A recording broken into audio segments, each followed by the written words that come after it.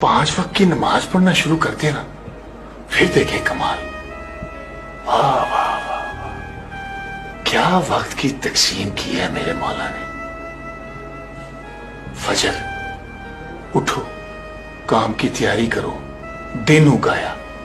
जोहर जरा रुको, दम लो, खाना शाना खा लो, सस्ता लो।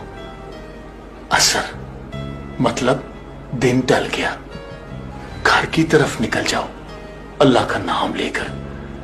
मगरिब शाम उठ आई, तस्बीह उठाओ, थोड़ी चहलकदमी करो, थोड़ा विर्द करो। अब आती है इशा।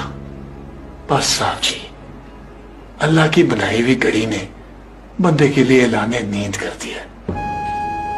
बदन को आराम दो, रूह को आजाद कर दो।